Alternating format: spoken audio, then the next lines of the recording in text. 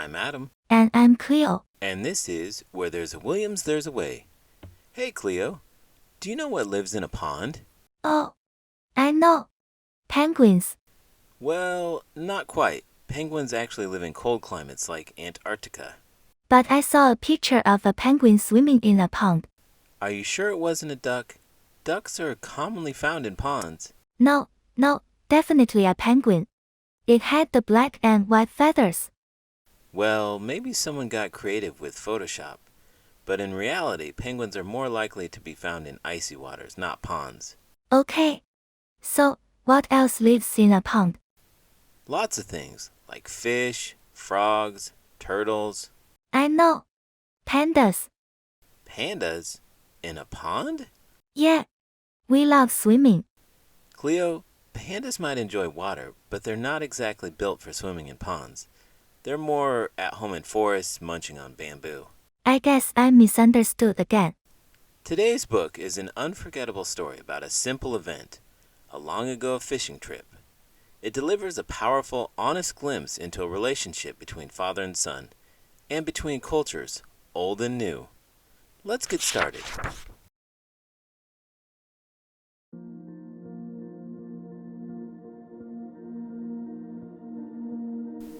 A Different Pond, written by Bao Phi, illustrated by Thi Bui.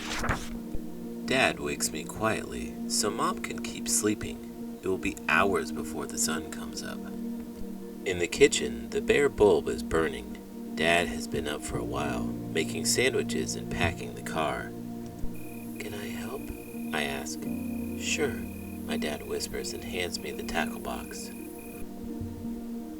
The streetlights look brighter, and the roads aren't so busy before the sun comes up. Dad turns on the heater and tells me stories. A kid at my school said my dad's English sounds like a thick, dirty river. But to me, his English sounds like gentle rain. We stop at the bait store on Lake Street. It always seems to be open. You're here early today, the bait man says. I got the second job, my dad explains. I have to work this morning. On a Saturday? The bait man asks. My dad nods. I feel the bag of minnows move. They swim like silver arrows in my hands. It's still dark when we get to the pond. We park the car and climb over the divider between the road and the trees. My dad holds my hand and walks ahead through the tangle and scrub. Step where I step, he says. I'm thinking about what Dad told the bait man. If you got another job, why do we still have to fish for food? I ask. Everything in America costs a lot of money, he explains. I feel calluses on his hand when he squeezes mine. Sometimes, Hamongman is at the pond. He speaks English like my dad and likes to tell funny jokes. Sometimes there's the black man there too. He shows me his colorful lure collection. This time, it's just me and my dad. It's a little bit cold. I rub my hands together, yawn, and look up to see faint stars like freckles. As Dad sets up in the clearing, I gather small, thin twigs for a fire. They need to be dry and clean. I count 1, 2, 3, 4, 5, 6, 7, 8, 9, 10, and then 10 more for later. Hey Cleo, wanna go fishing this weekend? Fishing. I love fishing. I've been waiting for someone to ask me to go fishing with them. Great, it'll be a fun day out by the lake. We can catch some fish and enjoy the sunshine. Wait, catch fish? I thought we were going to catch wishes. Wishes? Yeah. You know, like when you throw a penny in a well and make a wish. I thought fishing was like that, but with bigger wells and no pennies. Oh, Cleo, fishing is when you use a fishing rod to catch fish from the water. Oh, so we're not catching wishes. No, but we can still have a great time catching fish. Well, I guess that's okay too. But can we still make wishes on the fish? Sure, why not? Maybe the fish will grant our wishes if we catch them. I put some rocks in a circle and set up the twigs. Like a volcano, my dad reminds me. I set one end of each twig down and the other up, leaning them so they rest against each other and hold each other up. I get it to light with just one match. Dad nods. You want to put a minnow on the hook? Dad asks. I want to help, but I shake my head no. I don't want to hurt that little fish, even if I know if it's about to be eaten by a bigger one. My dad smiles.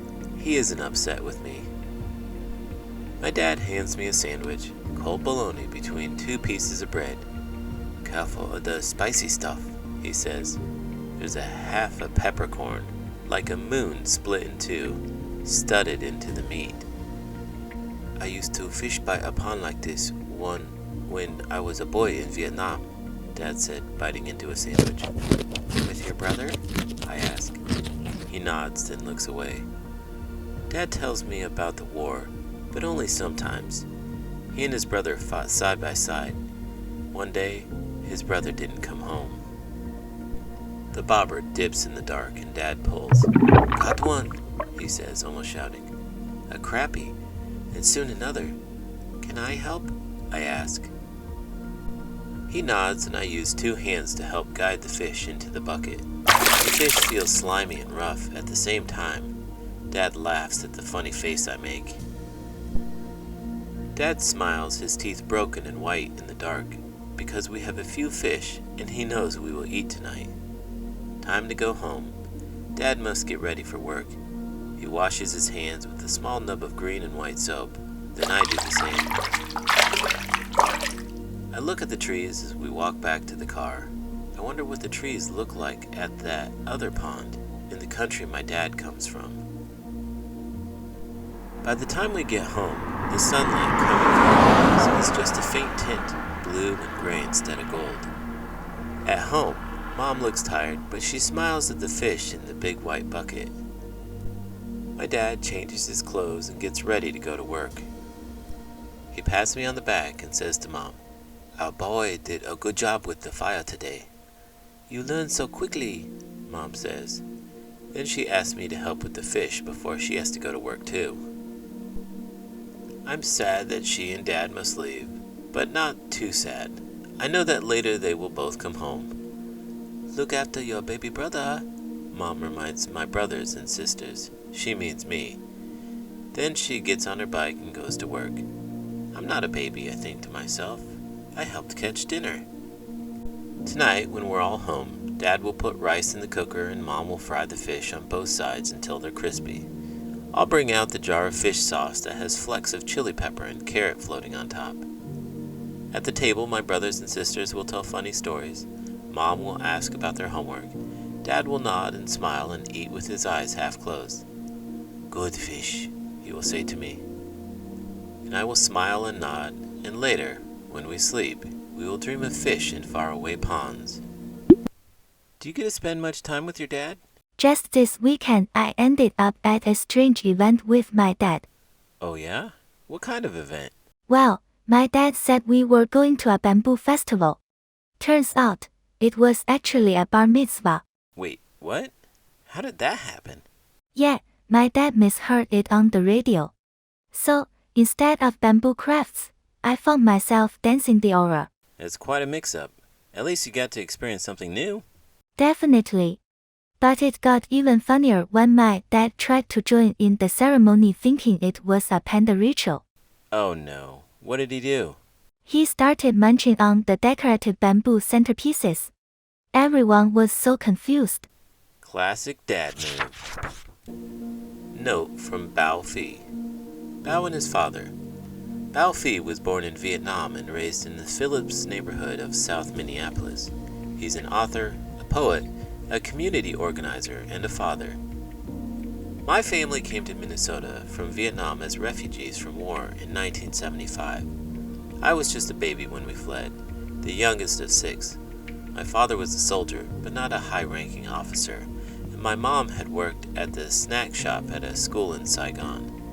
We lived in the Phillips neighborhood of South Minneapolis, and we didn't have much of anything. Both my parents worked multiple jobs to survive and support us in a country whose people did not understand why we were here at best, and blamed us for the aftermath of the war at worst.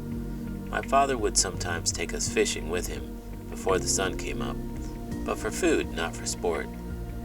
I was much less appreciative of this experience than the little boy in this story, but now that I'm a father myself, I wanted to honor the struggle of my parents. I also wanted to acknowledge that they sometimes told me difficult stories about the war and where we came from, including death and violence. My parents shared these stories with me, not to scare or harm me, but because these traumas were a part of our lives, and they wanted me to understand. I pass along a version of our story with these same intentions.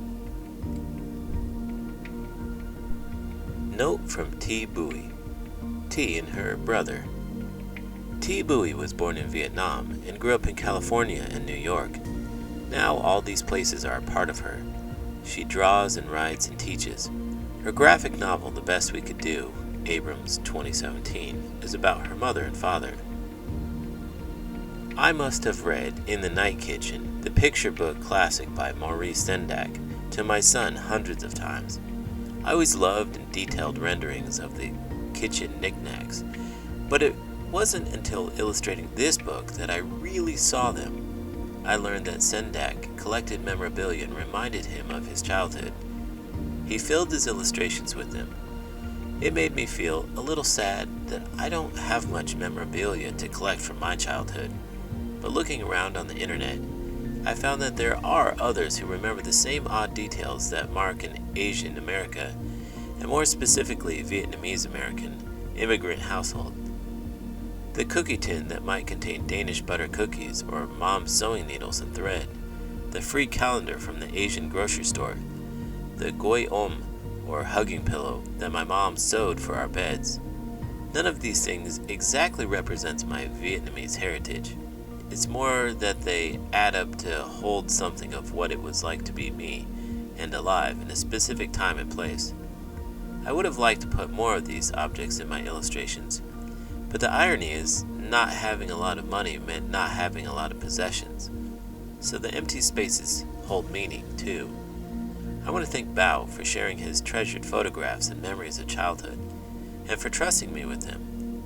I hope we've managed to capture the little slice of life that was experienced, the mirror some of what our readers might have lived. Acknowledgements.